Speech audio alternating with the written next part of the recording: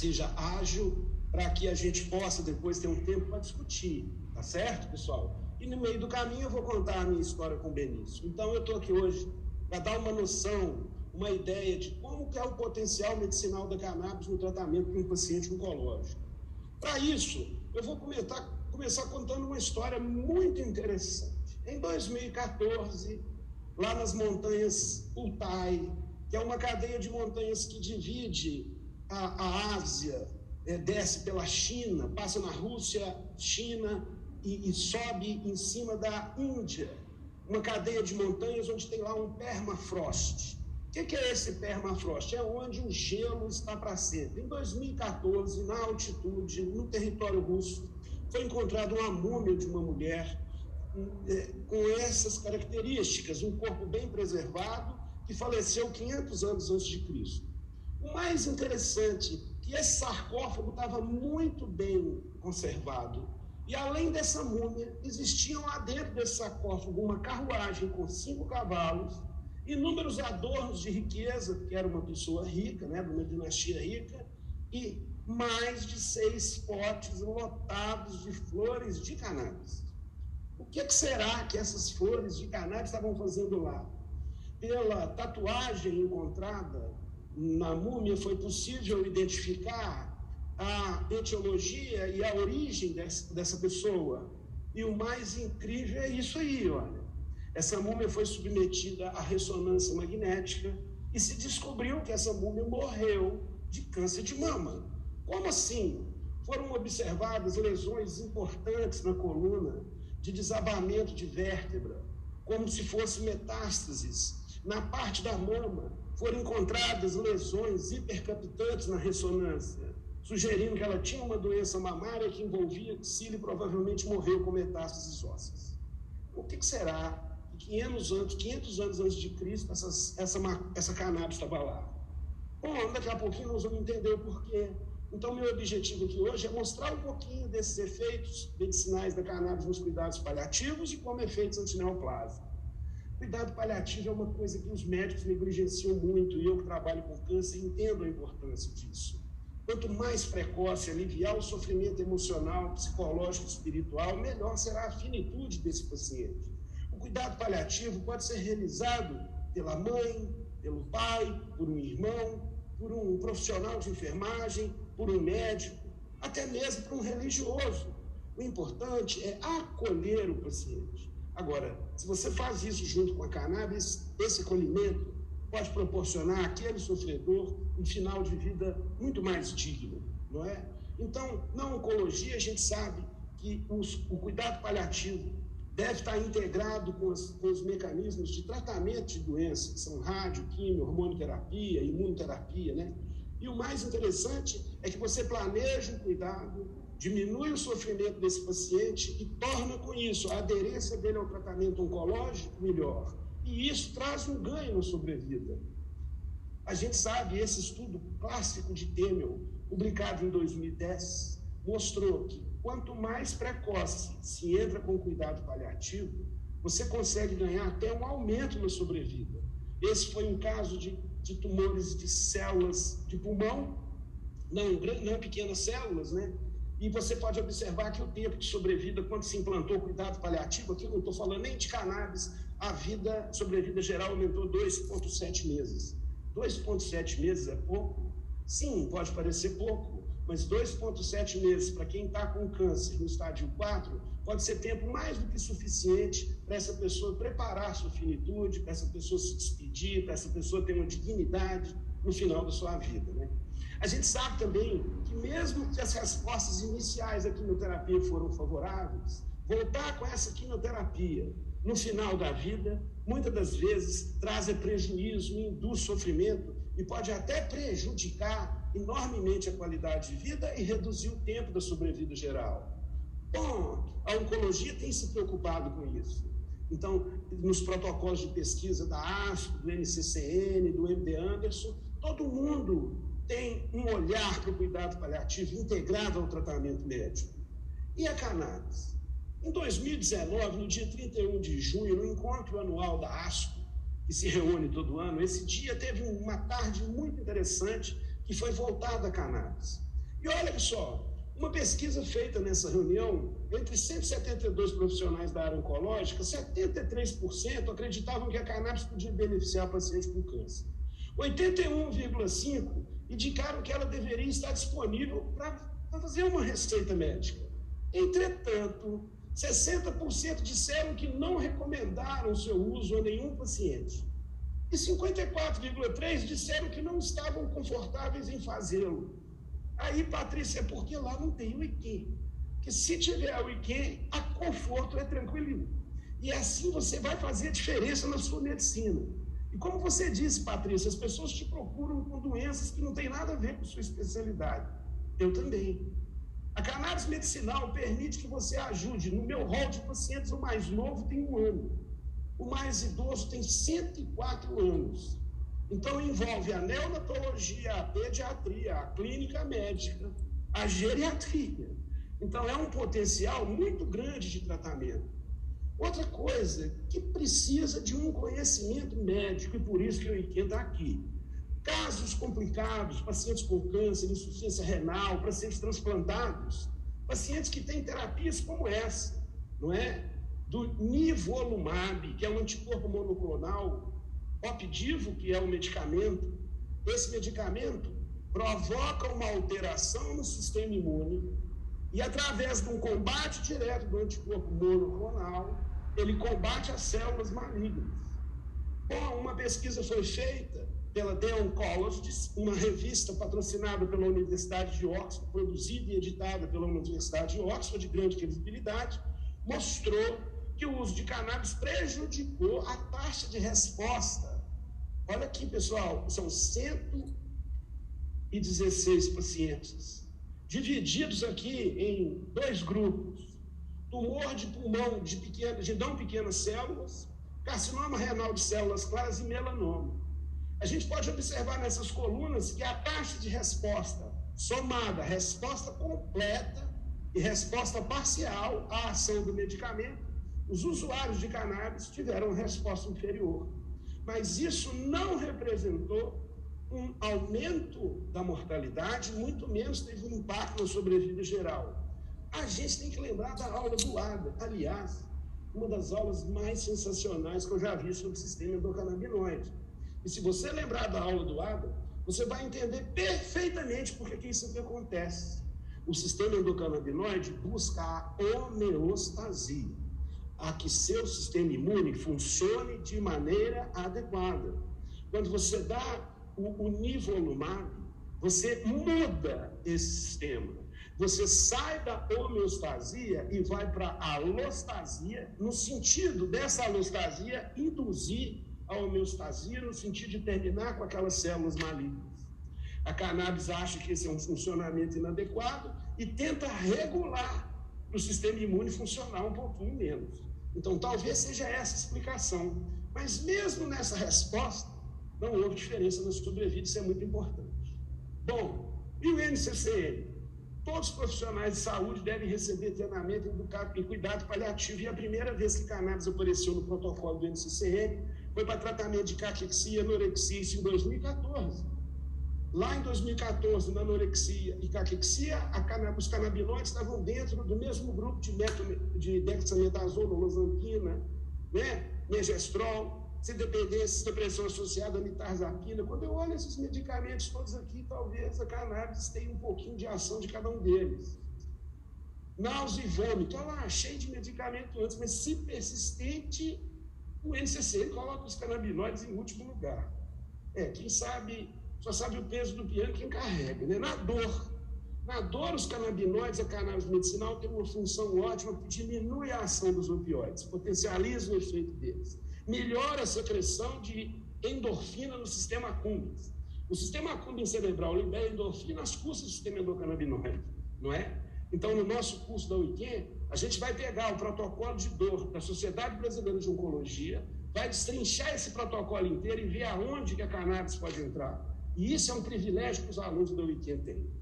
Lá no MD Anderson se discute muito o que um CBD, por exemplo, pode fazer para aliviar os sintomas. O CBD e o THC pode ser útil para náusea, a gente já falou aqui, vômitos, anorexia, além de neuropatia periférica induzida por quimioterapia, mas ainda se tem muito a aprender, sempre. Da onde que vem o conhecimento? Esse sujeito, para mim, é um dos caras mais fantásticos desde a história da cannabis. Sir William Broad O'Shaughnessy. Esse camarada servia o Império Britânico, ele era irlandês, serviu o Império Britânico lá na Índia. Esse camarada é tão importante que foi ele que inventou a via venosa. Se a gente usar alguma coisa na veia, esse aí foi o precursor. Não só isso, além de médico, ele foi escalado para ir para a Índia porque ele era um expert em telégrafo. Por que eu estou falando isso? É porque esse camarada é um fora da curva. Naquela época, lá na Índia, eles usavam o extrato alcoólico de gunja. Esse extrato alcoólico, queridos assistentes que estão me ouvindo, é a mesma receita que eu uso para extrair o óleo do meu filho. Então, no Fantástico de domingo, não sei se vocês tiveram a oportunidade de assistir, o STJ liberou 3 pacientes para produzirem o próprio remédio, para plantarem o próprio remédio. Dentro da jurisprudência utilizada nessa decisão do STJ, foi considerada a decisão do Benício, meu filho. Benício, meu filho, tem um salvo-conduto e hoje eu sou cultivador e posso cultivar o número de plantas que forem necessárias. O habeas corpus do Benício nem limitação não tem. Mas, veja bem, o O'Shaughnessy chegou lá na Índia e esse artigo é muito divulgado para as pessoas que falam sobre epilepsia, porque ele tratava de epilepsia, mas o mais lindo desse artigo é essa frase aí, ó. Quem já viu alguém morrer de raiva ou alguém morrer com tétano, nunca vai esquecer. Eu tenho 58 anos, 33 de formado, e eu tive a oportunidade de vivenciar pacientes nessa situação, né? E é calamitoso. E essa frase aí mudou a minha vida. Olha lá. Parece evidente que pelo menos uma vantagem foi obtida com o extrato alcoólico de gunja.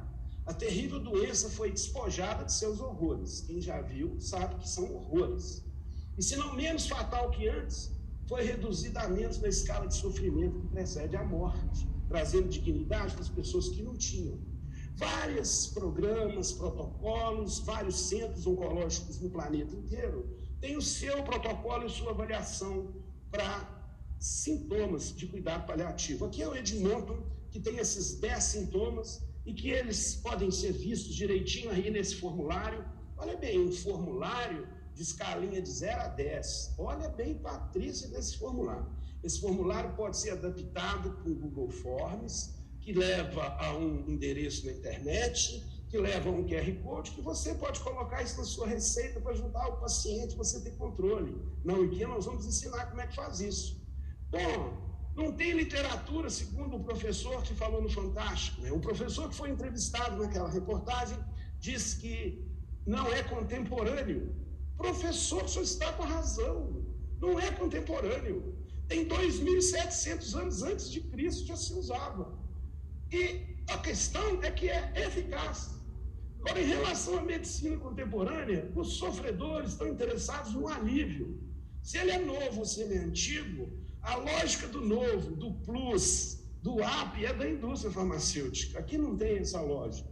Agora, esqueceram de falar que o professor da USP, que disse que não concordava, ele devia ter falado lá que ele é dono de uma patente. Então, o Leandro, que já teve a oportunidade de discutir com ele outras vezes, afirma claramente que os interesses podem ser um pouco diferentes. Ele colocou uma molécula junto com outras pessoas, inclusive com o professor Rafael Michula, e tem uma patente, por isso, o interesse em não regulamentar a cannabis do jeito que ela precisa ser regulamentada.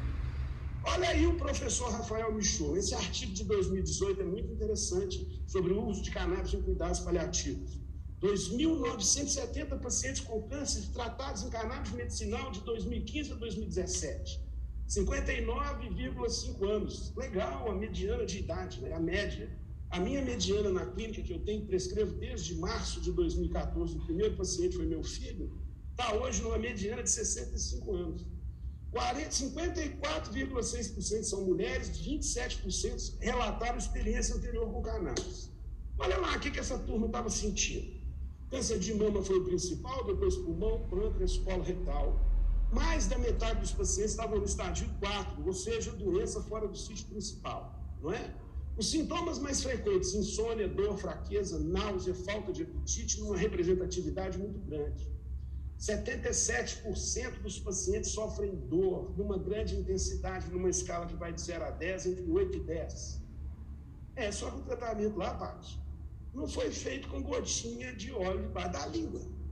Os pacientes fumavam ou vaporizavam ou mesmo tomavam óleo, mas de cepas de cannabis específico. A maioria consumia mais de uma cepa de flores, como vaporizando ou fumando. O fumo não é adequado, na minha opinião, para um tratamento diário.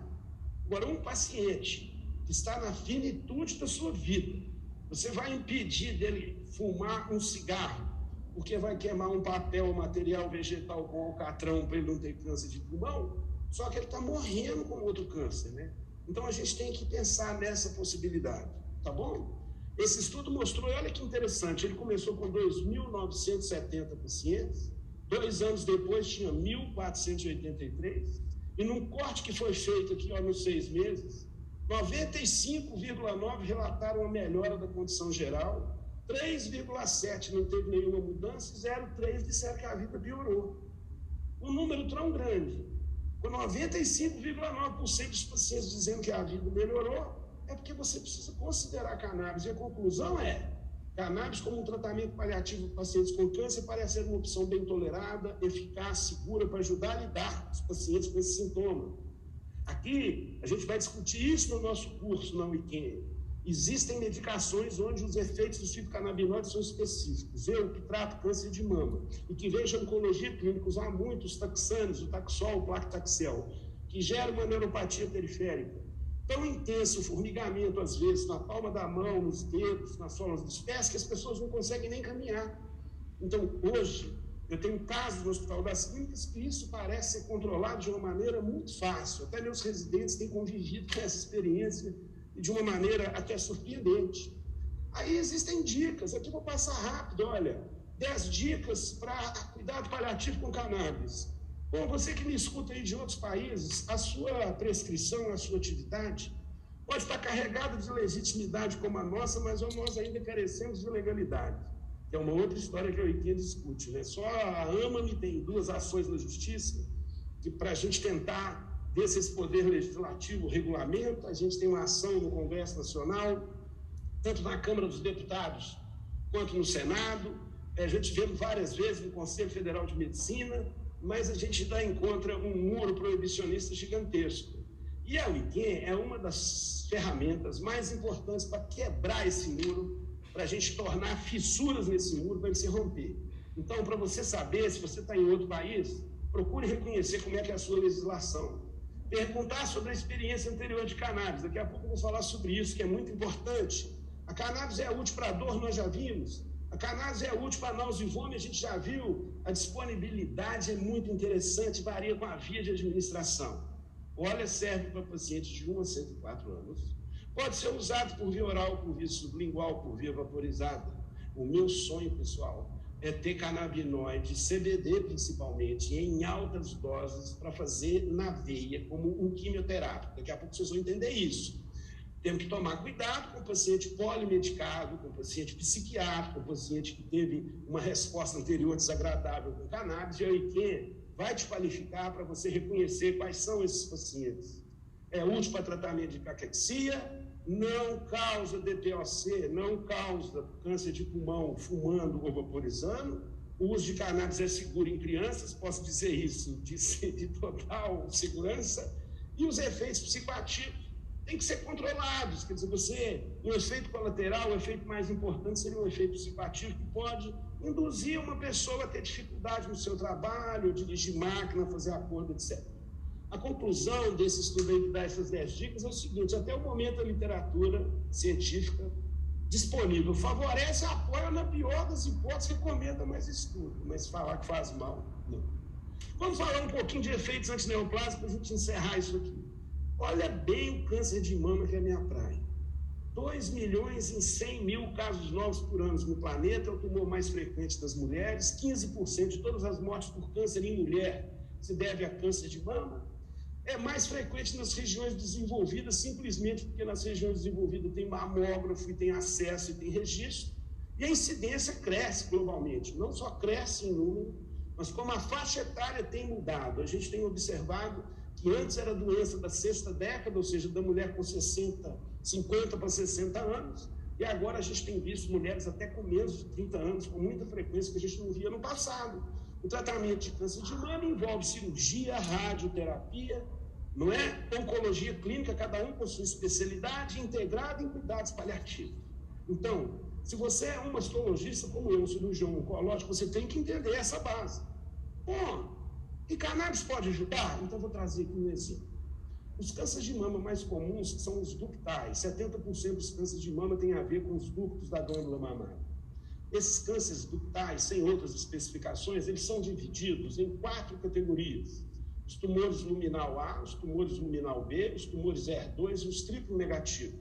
Ou seja, da minha esquerda para a direita na sua tela, vai a gravidade desse tumor e a piora do prognóstico. Ou seja, os tumores luminal A e B são conhecidos como os tumores que respondem ao tratamento hormonal, porque eles expressam receptor de estrogênio. Então, eles têm, por si só, uma menor agressividade, uma maior facilidade de tratamento. Existe uma outra classe que são os ER2. Esse ER2 é um receptor transmembrana, tipo uma proteína S, muito parecida com o receptor CB2. Vocês vão entender isso daqui a pouco.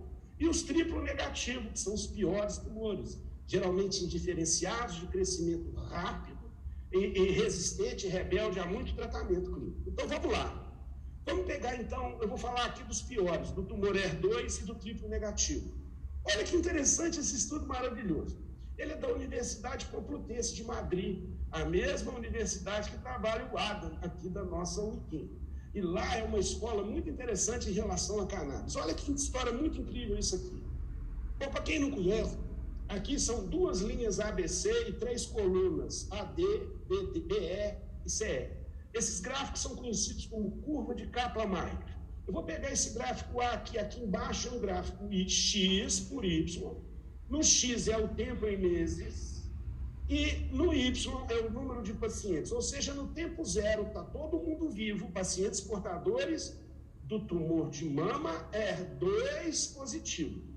Se esse tumor expressa receptor canabinoide nas células neoplásicas, a sobrevida cai muito mais.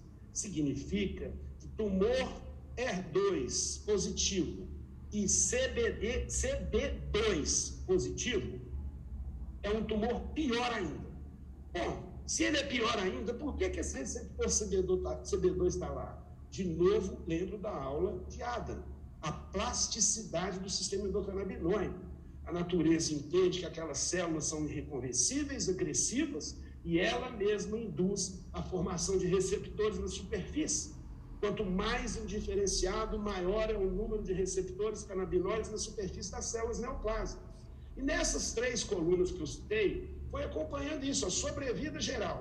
Então, os tumores ER2 positivo, se eles, depois de 100 meses, se ele tinha baixo receptor CB2, 75% das pacientes estavam vivos, 25% tinham morrido.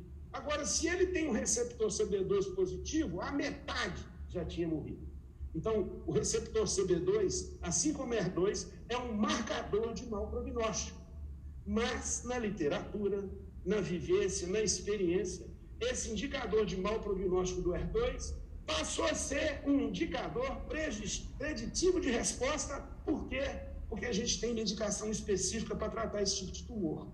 O mais incrível é que foram 65 casos da Universidade Complutense de Madrid, pesquisando o receptor por RNA em material de tumor guardado em bancos de tumores. O incrível é que esse estudo foi repetido com um número muito maior em outro centro, concordando com essa afirmação do pessoal da Universidade Complutense de Madrid.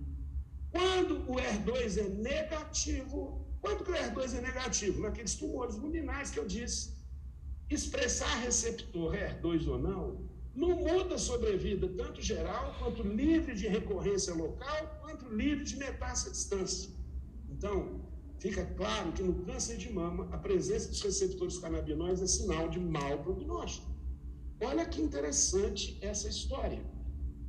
Em cima está um tumor ER2, nessa linha microscópica aqui, ó, na linha de cima. tumores HER2 negativo. As células são células com citoplasma grande, são células tipicamente neoplásicas, mas elas têm uma uniformidade no seu crescimento. Elas têm um grau de diferenciação menor. Já os tumores CD2 positivo, o desarranjo estrutural, o número de figuras de mitose e a complexidade desse tumor é muito maior, não é? E isso também tem a ver com o tratamento. Olha bem, nos tumores CBD negativo, que é o preto, no tempo zero, a anandamida é o endocannabinoide interno, é o nosso THC interno que pode ser medido perifericamente. Quando o ratinho tem um tumor HER2, mas que não expressa receptor, a natureza tende a subir a anandamida. Quando ele expressa receptor, a anandamida é consumida, por isso que ela cai. Ela cai e aí a gente vê a inversão na enzima que degrada a anandamida. Então, o tumor receptor, por si só, tumor CB2 positivo, induz a própria natureza a aumentar a secreção de anandamida. É por isso que o próprio ser humano consegue, através da busca da sua hemostasia, conseguir eliminar sem um medicamento as células do seu tumor. Entretanto, essa ação é limitada e o tumor geralmente vence. Mas se a gente der uma ajudinha com cannabis, quem sabe? Então, a gente sabe que os tumores HER2 positivo, aquela classe, o tratamento é com quimioterapia, que pode ser adjuvante ou não. Adjuvante é depois do tratamento, né? O adjuvante é antes. Para axila positiva ou negativa, para independente do receptor de estrogênio, você, além da quimioterapia, você tem que dar uma droga que chama trastuzumab, que é uma droga específica para essa proteína S do HER2. Se isso não funciona, você tem a chance ainda de usar um duplo bloqueio. Hoje, fornecido pelo SUS, eu tenho muito orgulho de participar desse tratamento, que a gente ajudou a incluir essas medicações na prática do SUS, não é? E esse tratamento custa uma média de 40 mil por mês. Bom, mas vem cá, e se for receptor positivo, será que eu não posso dar CBD em altas doses para ver o que pode acontecer? Isso não tem estudo clínico ainda, mas isso deixa claro. 200 miligramas de CBD por dia, que eu vivo prescrevendo aí, não faz mal para ninguém. E tem aumentado a sobrevida geral de alguns pacientes. Como isso tem pouco tempo, a gente espera ter um N maior para a gente conseguir publicar isso, mas estamos no caminho. Aqui é uma outra história do triplo negativo. O CBD inibe o crescimento do câncer de mama e de metástase através do mecanismo que inibe a sintetização do hormônio do crescimento, da via EGFR, modula um microambiente tumoral no câncer da skin. A gente vai explicar como isso acontece. Diminui a superexpressão do hormônio do crescimento, a fosforilação de AKT e RH, que são mecanismos de proliferação celular, e outros mecanismos de invasão e migração de célula. Diminui a atividade das metaloproteinases, diminui as citocinas, que são substâncias químicas geradas pelas células neoplásicas que induzem a formação de novos vasos sanguíneos e o recrutamento de macrófagos. As pessoas acham que o câncer de mama, quando vai para o osso, parece que o câncer de mama come o osso. Não é verdade. As células do câncer encostam no osso, que é esponjoso, liberam citocinas, substâncias inflamatórias, elas, por sua vez, atraem os macrófagos que estão transformados em osteoclastos e eles é que comem o osso. Aqui a gente vê isso. Tumores humanos, triplo negativo, implantados na veia de camundongo, de rato, com metástases pulmonares e um tratamento exclusivo com 10 miligramas por quilo por dia. Em apenas 3 semanas, você pode ver que os tumores diminuíram de tamanho, estudos experimentais, ou seja, tem mais do que uma luz no fim do túnel. Eu acho que tem um farol no fim do túnel. E não só isso. Aqui eu vou chamar a atenção para vocês para essa linha de baixo. Nos tumores receptor positivo, a arginase marca esses macrófagos. Quando você dá CBD, você diminui a interleucina, os macrófagos estão menos corados aqui, ó. E quando é negativo, não tem diferença. Então, para vocês verem o tanto que um fitocannabinoide pode controlar o ambiente tumoral. E ainda no tumor triplo negativo. Isso aqui é muito interessante. Isso aqui é uma lâmina de microscopia, aqui é o controle de um carcinoma de mama. E aqui é a biópsia, depois de tomar doxorubicina com uma área grande de necrose e ausência de células. Esse SMA-WIN é um fitocannabinoide, um agonista CB1, que também tem o seu poder de matar a célula, e quando as duas coisas são feitas ao mesmo tempo, o efeito é melhor. Então, cannabis prejudicou o tratamento do nivolumab, mas cannabis junto com doxorubicina, que é um dos quimioterápicos mais antigos usado para tratamento de câncer de mama, droga conhecida como adriamicina, é útil à somatória das duas coisas. Então, eu digo de cara, não é substitutivo. Precisamos abrir a nossa mente para associar as duas coisas. É só esse mecanismo de ação? Não, pessoal, ainda tem outro. Por quê? Porque estimular o receptor CB1 e CB2, nós vimos Adam dizer isso, ajuda a preservar o esqueleto.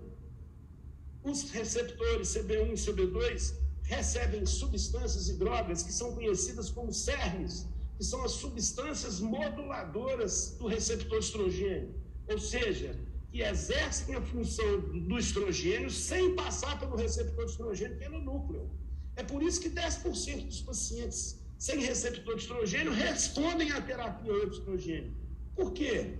Porque as moléculas são bem parecidas. Olha aí as moléculas. O estradiol, o tamoxifeno e o raloxifeno, que são substâncias semelhantes para tratamento do câncer de mama. O raloxifeno, ele mais o tamoxifeno, eles promovem uma preservação do osso.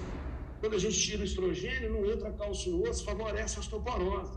Então, os receptores canabinoides, além de interferir nas células neoplásicas diretamente, além de interferir no meio, ainda ajudam essa mulher com câncer de mama a ter um esqueleto mais forte. Eu vejo alguns colegas dizendo, essa cannabis é uma panaceia. Essa cannabis trata tudo, trata mesmo, é porque o sistema endocannabinoide é que é a panaceia, não é a cannabis, é um sistema maravilhoso, não é? Então, já estou acabando. Ainda tem ação na radioterapia? Ora, que coisa mais incrível. De novo, linhas e colunas, a linha de cima não tem radiação, a linha de baixo tem 4 graus de radiação. Na primeira coluna, 0 nanograma por ml de CBD, na segunda coluna, 2 e na terceira, 5. O melhor resultado foi a associação de radioterapia e CBD em radioterapia direto em placas de Petri. A gente já tem um desenho de um estudo desse para fazer aqui em Belo Horizonte, porque eu e o professor Zé Renan da Cunha Mello pretendemos estudar os linfócitos. A gente está tendo uma dificuldade com fundo no laboratório, muito compromisso, mas a hora vai chegar desse trabalho sair para a gente planejar a irradiação de célula e ver o que acontece, repetindo o que esse trabalho nos mostra. E aí gera uma mudança de paradigma. Qual mudança de paradigma? Isso aí é meu sítio, rapaz. E olha lá como é que eu estou cuidando das plantinhas do bem. Essas aí que vocês estão vendo são plantas da espécie Dynamed. Elas produzem um extrato que tem 18 vezes CBD para um THC. E hoje a gente tem condição de fazer isso. Essa foto aí é no domingo passado, lá no sítio, eu com um amigo escolhendo, aí está o Benício, meu filho. Esse mudou a minha vida. Benício é portador da síndrome de Dravet. Hoje o Beni está com 14 anos. Até os 5, ele foi internado mais de 48 vezes, 14 delas em CTI, tomava 5 medicamentos. 3.000 miligramas dia de levetiracetam, 750 miligramas dia de ácido valproico, 300 miligramas dia de topiramato, 900 miligramas dia de oxacarbazepina e 3 miligramas dia de risperidona. Desde março para abril de 2014, a vida se transformou completamente. Desde que Benício começou a usar cannabis, nunca mais foi internado. A resposta foi tão significativa. É claro, para quem tinha 60, 30, inúmeras convulsões eletroencefalográficas, mas tinha dia que era loucura. Eu entrava no estado de sepilhar. As maiores emoções que eu já vivi médica foi com o Benício, meu filho, e toda vez que eu conto isso eu me emociono, porque são de empaques intraabdominal dentro de uma ambulância no trânsito engarrafado. Jugular interna num CTI onde ninguém nunca conseguiu pegar. Sem contar que eu intubei mais de 20 vezes. O Beni só é vivo porque o pai dele é médico e porque eu pude me virar para fazer isso. Eu sabia que cannabis funcionava porque eu pegava a aerocâmera do Aerolim, fumava um baseado e soprava fumaça para ver se ele diminuía a crise, e ele diminuía. Por quê? Eu conheci o trabalho do professor Carlinhos desde 1980, que Deus o tenha. O professor Carlinhos já tinha provado isso na Pharmacology em 1980 e o preconceito escondeu. Mas a gente conseguiu fazer um tráfico internacional de drogas e a vida do Benício mudou radicalmente. Hoje, passados 8 anos de terapia canabinoide, ela hoje no Beni é absolutamente exclusiva. E exclusiva por quê? Porque ele só toma o óleo de cannabis. A gente foi tirando a medicação, tirava 1/3 de determinado remédio, depois tirava metade, depois tirava esse remédio todo, registrava as crises e ia acontecendo. Começamos a retirar pelo pior efeito colateral, que é o ácido valproico, que eu fico impressionado. Pais dão ácido valproico numa facilidade para suas crianças. Nos Estados Unidos só pode usar depois de 12 anos. Os pais não leiam a bula do ácido valproico, tem mortes sem explicação com ácido valproico. Mas os pais morrem de medo de cannabis. Olha, aqui na Wiquete tem a Mara Gordon. Não sei, né, Patrícia? Nós vamos contar com Mara esse ano. Assista no Netflix, Cura ou Crime. Se você tem medo de dar THC, o Beni usa THC. Se você tem medo de dar THC, assiste Cura ou Crime, para você entender isso. Curte seu preconceito. E o Benício mudou radicalmente a minha vida. É tanto que hoje eu produzo o remédio dele. Se vocês entrarem no meu canal, podem assistir esse vídeo aí, ó. Vocês vão ver eu lá no meu sítio, junto com o meu filho mais velho, produzindo extrato. Artesanal na sua casa? Sim, eu tiro uma amostra e mando para um laboratório, sabe, pai? E o laboratório me devolve a informação da miligramagem por grama de extrato. Aí eu arrumo um diluente caríssimo. O óleo de azeite, qual? Aquele extra virgem, feito de maneira equilibrada. Então eu consigo chegar numa dose bem medicinal controlada. E Benício, meu filho, toma hoje 150 miligramas de CBD, mais 7,5 de THC por dia. Como que a gente vai acolher esses pacientes? Olha aqui, perguntar se o paciente tem experiência anterior com cannabis. Aliás, médico, reveja a sua experiência anterior com cannabis. Mas se o paciente disser para você, não, doutor, eu não tenho experiência com cannabis, então olha aqui, passa segurança, vamos devagar, vamos iniciar devagar, vamos aumentar devagar e vamos avaliar. 90 dias é mais do que suficiente para você perceber se cannabis vai causar um impacto. Sim, o paciente teve experiência anterior com cannabis. Aí é importante você saber se é agradável ou desagradável. Bom, se for desagradável em quais circunstâncias? Olha, doutor, eu estudava no colégio militar, aí na hora do recreio, eu junto com os meninos lá, resolvi fumar um baseado, foi péssimo, claro, no colégio militar, com disciplinário correndo atrás de você. Mas o paciente conta, eu estava na praia com os amigos, no luau, tocando um violão na beira de um foguinho, tomando um vinho. Aí rolou um baseado lá e eu passei mal. Cuidado, talvez esse paciente não seja bom usuário de cannabis, entende? Agora, se a experiência foi desagradável por causa de um cenário desfavorável, comece devagar, vá devagar e siga devagar. Tá bom? Então, isso aí eu estou falando isso. Bom, na oncologia, importante é a pactuação. Não consigo tratar paciente que não tem noção da sua doença nem do seu estágio. Até hoje tem gente que não conta para ele. Não, como eu acho que a oportunidade da vida é única, eu tenho um jeito todo especial de tratar a finitude. Então precisa de uma cumplicidade entre médico e paciente, né? E como que a gente vai usar cannabis? A gente estuda continuamente, a gente compartilha resultados, a gente tem uma equipe para nos ajudar a discutir esses casos. Bom, e aí o que eu faço? Eu coloco um QR Code para controlar sintomas, eu entrego a receita do paciente, eu faço isso desde agosto de 2019. Eu criei protocolos baseados na literatura para esses 8 grupos de doença: dor, epilepsia, Alzheimer, Parkinson, autismo, artrites e artroses, câncer no cuidado paliativo, ansiedade e depressão. E meu universo de pacientes é esse aí, de agosto de 2019 para cá. Eu tenho mais de 3 mil pacientes prescritos no total. Aqui eu estou considerando só aqueles que eu mandei o QR Code. Olha a idade lá, Paty, o mais novo tem 1 ano, mais velho tem 104. A minha turma também é feminina pra caramba lá, cara. Predominou 62% de mulheres. E as doenças estão aí. Eu nunca imaginei ser geriatra. Mas a minha primeira consulta é Alzheimer. Depois vem câncer, que é na minha especialidade. Ansiedade, depressão, Parkinson, é isso sucessivamente, com o mais novo, o mais idoso e a média de idade. Ou aí no protocolo de acompanhamento oncológico. Eu sei que está pequeno, Mas aquele paciente pega aquela receita antes de usar, ele põe no celular lá, vai ter um formulário para ele preencher, repete esse preenchimento com 30, 60 e 90 dias. Então, dados de identificação e dados da doença. Você sabe o seu diagnóstico com CID? Põe aqui para mim. Qual que é o estágio da sua doença? Ela está localizada, ela é uma doença loco-regional, ela é uma doença disseminada? E onde é que estão as metástases? Qual é o tratamento que você está fazendo? Qual é o tratamento que você fez? Você já foi submetido a uma cirurgia? Escreve aqui para eu ter noção. Como anda a sua qualidade de vida? No geral, como que você se sente? Estou bem sem qualquer sintoma, bem, porém tenho alguns sintomas controlados, estou mais ou menos, tenho sintomas parcialmente controlados, estou mal, estou muito mal.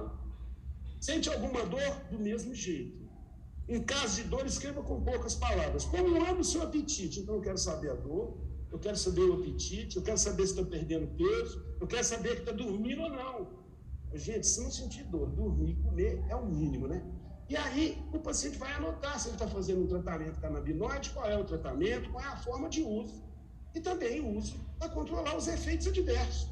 Quais efeitos adversos? Na Wikia, né, Paty? Nós também vamos ensinar isso. Quais são os principais efeitos adversos, como que ele acontece, como é que é Tan Russo junto com o Franjo, que também é outro personagem imperdível.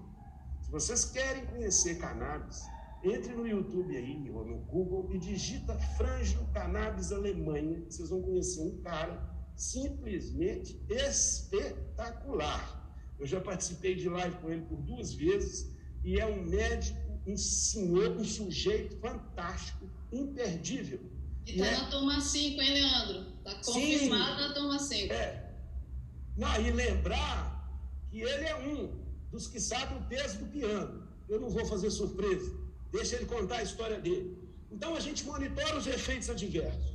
Eu vou mostrar aqui rapidamente, para a gente encerrar, Paty, para abrir para o pessoal se tiver alguma dúvida, alguns casos. Aqui é um homem de 50 anos que teve um adenocarcinoma de sigmoide em 2016, evoluiu mal para 2020 com síndrome de Lynch associada, que além de favorecer o câncer, ainda dá ansiedade, depressão, e no mês de 2020 ele já está fazendo quimioterapia, porque é cheio de metástase, um paciente no estágio 4. Eu perguntei para ele, você usa cannabis? Ele falou assim, eu uso. Aí, no dia que eu prescrevi para ele, ele escreveu lá. Tá tratamento canabinoide? Sim. Se sim, escreva o produto. Ele, cannabis in natura, prensado. Esse que vende aí R$4 o gramo. Desde quando? Olha lá, ele começou em 2019, ele já estava doente desde 2016, então ele sozinho, sem procurar um médico, treinado pelo IQEM, ele mesmo arrumou o tratamento canabinoide dele no tráfico. E é isso que nós da Wikia não podemos deixar. Nós temos que qualificar esse paciente. Aí, ó, cannabis fumada. Aí eu pedi para citar efeito adverso. Pessoal, efeito adverso é diferente de efeito colateral. Efeito colateral é aquele efeito atribuído exclusivamente àquele medicamento. Efeito adverso é um efeito que passou a ser sentido após o uso, não necessariamente está relacionado. Mas ele tinha sonolência, ele tinha fadiga, ele tinha boca seca, ele tinha perda de memória, ele estava tendo dor de cabeça, mas mesmo assim ele ainda dava uma nota 3 para cannabis prensado. Isso no dia 27/4/2021. Estou bem, porém tenho sintomas controlados, sinto dor forte, mas tomo opioide, e isso logo no primeiro dia. Pouco apetite, estava perdendo peso e dormindo mal. Aí eu prescrevi para ele um óleo artesanal que ele podia subir devagar, ele estava em finitude da vida, deixei ele ir até uns 30 miligramas para ele ter segurança, e passei para ele um CBD importado, se ele tivesse condição de usar, e esse paciente seguiu a minha orientação direitinho. Aí, 30 dias depois do maconheiro que estava procurando a sua cannabis medicinal no tráfico, passou a ficar bem sem qualquer sintoma, passou a não sentir dor, o apetite melhorou, parou de perder peso e está dormindo bem. 30 dias depois. Eu sou especialista em cuidado paliativo? Não. O que eu fiz? Eu dei a oportunidade desse paciente usar cannabis de um jeito racional, bem inteligente, baseado e fundamentado na literatura, e proporcionei a ele que manifestasse um jeito da gente controlar. Então é isso que a cannabis faz, ela dá essa oportunidade da pactuação, da fidelização. Olha lá, e sustentável, viu, Paty? Porque passou mais 30 dias, nesses 30 dias ainda. O tratamento canabinoide agora é oral, não é fumado, não é mais fumado, é oral. E olha os efeitos colaterais. A nota dele para o tratamento de cannabis subiu, entendeu? Então, até efeitos que ele estava sentindo com a cannabis fumada, ele parou de sentir. Um caso de câncer de mama, também com metástase, já tinha tomado químio, é um tumor luminal, receptor de estrogênio, né, com muita ansiedade, depressão, derrame pleural, metástase óssea. De novo, só que as metástases ósseas no câncer de mama, muitas das vezes, elas são oligossintomáticas. Então, os pacientes, mesmo no estágio 4 com metástases nos ossos, têm uma sobrevida longa. Por isso, eu iniciei com uma dose e uma preocupação mais baixa. Como anda a sua vida no dia 20 do 3? Mal, com sintomas de difícil controle. Dor forte, controlável só com opioide.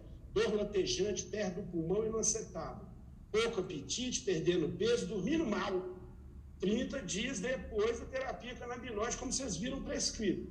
Estou bem, com alguns sintomas controlados, dor leve no acetábulo, melhorou o controle da dor, o apetite voltou, parou de perder peso, dormindo bem, só acordando para ir no banheiro.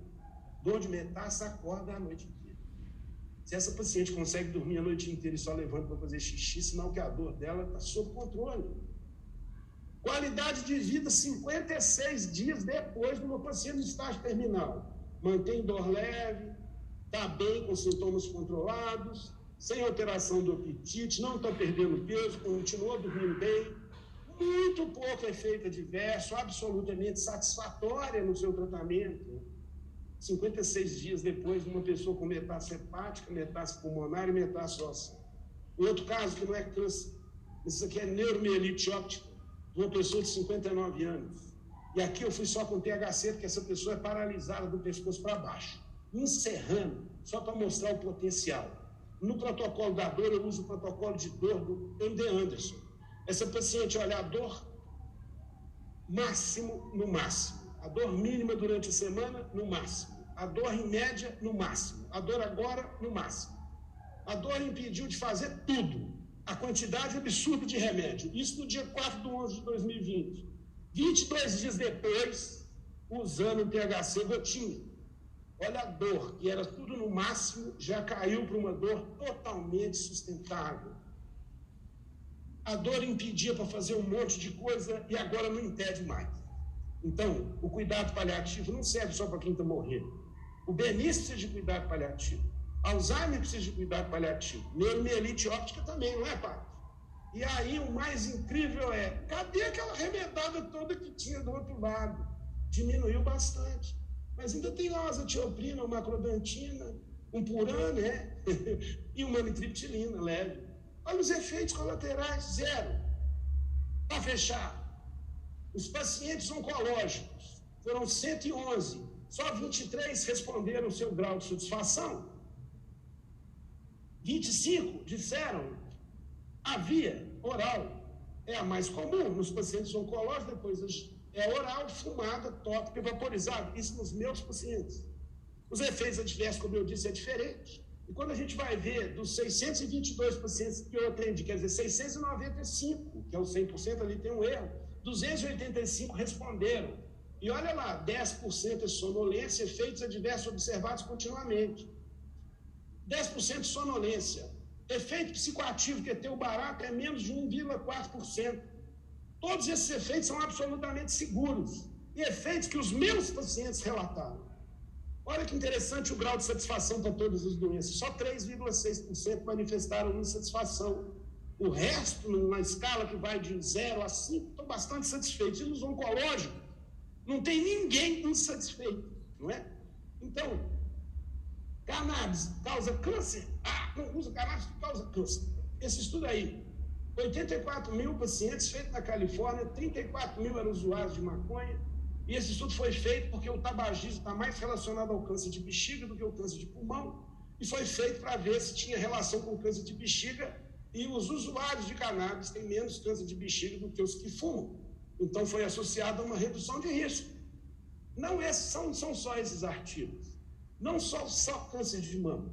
A UIQ pode te proporcionar um conhecimento que mesmo que você não tenha base oncológica, você vai trazer alívio. A UIQ me transformou muito mais do que um cirurgião oncológico, do que um mastologista. A UIQ me deu a oportunidade de organizar o estudo que eu já tinha feito. Estar aqui, preparar essa aula, que a gente vai sempre atualizando. A plataforma Canaquis, que é uma ferramenta operada, que é favorecida e distribuída com acesso mais fácil para os nossos alunos, né, Paty? Muda.